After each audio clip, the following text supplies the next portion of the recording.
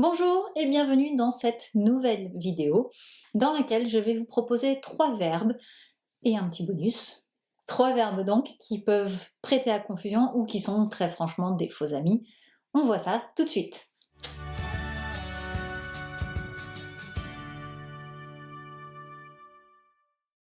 Premier verbe, injure.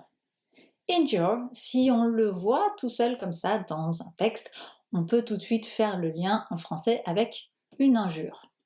Seulement voilà, pas du tout. Déjà parce que injure, c'est un verbe et que son nom, c'est injury. Alors qu'en français, injure est bien un nom. Ensuite, il ne veut pas dire la même chose, même si quelque part il y aurait potentiellement un lien. Donc, injure, c'est faire du mal, blesser. Donc, effectivement, on peut se dire qu'une injure, ça peut aussi blesser. Il y a un petit lien, mais il ne faut pas les confondre quand on les voit dans un texte. Donc, injure, ce n'est pas du tout une injure. Petits exemples. He was badly injured when he fell down the stairs. He was badly injured. Donc, il s'est blessé en tombant dans les escaliers. Autre exemple. The company's image was injured by their employees' revelations.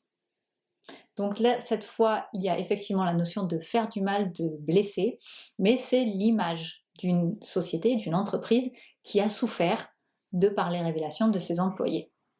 Retenez donc bien ce premier verbe, injure, qui signifie blesser ou faire du mal. Deuxième verbe, resign. Resign, surtout si on le voit à l'écrit, on pourrait avoir envie de lui associer le même mot français, résigner ou se résigner. En fait, pas du tout. Resign, en anglais, c'est démissionner, qui apparemment est aussi un terme technique aux échecs quand on se rend compte qu'on est échec et mat. Donc on peut resign, on peut démissionner, on va dire quitter le jeu. Donc il y a bien cette distinction, resign, c'est démissionner et non pas se résigner. Quelques exemples. Mark was forced to resign after his mistake cost millions to the company. Autre exemple. Sarah resigned from her job after accepting a better position elsewhere. Donc on voit bien cette idée de démissionner, être forcé à démissionner. Donc Marc a été forcé à démissionner suite à son erreur et Sarah, quant à elle, a démissionné pour un meilleur emploi. Troisième verbe, alors celui-ci c'est celui qui est un peu nuancé, c'est pas totalement un faux ami. C'est complete. Complete, quand on le voit, on peut avoir envie de l'associer au français compléter, ce qui n'est pas totalement faux, mais en français, compléter, c'est vraiment cette notion d'ajouter pour atteindre quelque chose d'entier, de complet, tout simplement. En anglais, il y a quelques nuances quand même. On retrouve certes cette notion de remplir, c'est-à-dire par exemple remplir un formulaire ou compléter une phrase, donc comme les phrases à trous par exemple dans un exercice, on peut compléter un formulaire, on peut compléter une phrase, mais ça n'est pas tout. Là où c'est un peu différent, c'est que complete s'utilise aussi beaucoup en anglais pour parler de terminer ou d'achever quelque chose. Quelques exemples. He never completed his course. Instead, he decided to travel the world and became a reporter. He never completed his course. Il n'a jamais terminé ses études ou les cours qu'il était en train de faire. He never completed his course. Autre exemple. It took nearly 100 years to complete the Cathedral of Notre Dame in Paris.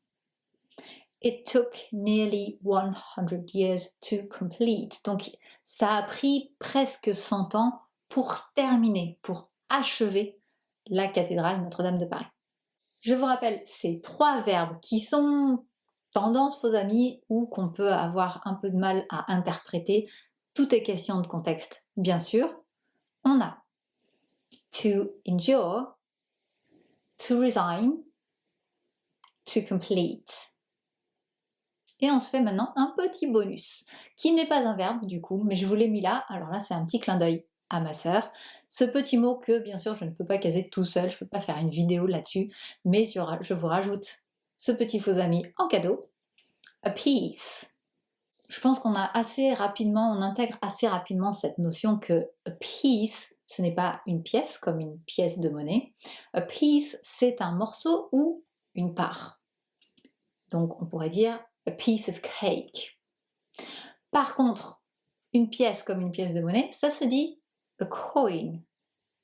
Donc à ne pas confondre, a piece, c'est un morceau, a coin, c'est une pièce, pièce de monnaie. C'est tout pour aujourd'hui, j'espère que cette vidéo vous a été utile.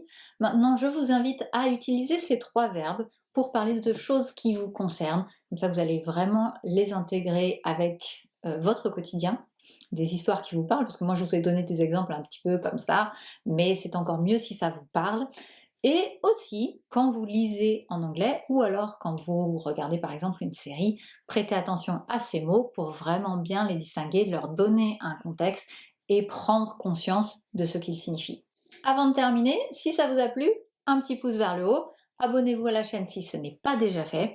Je vous invite aussi à aller faire un petit tour sur le blog que je tiens, langonaute.com. J'ai mis pas mal de liens dans la description de cette vidéo pour vous amener directement sur les choses qui pourraient vous intéresser.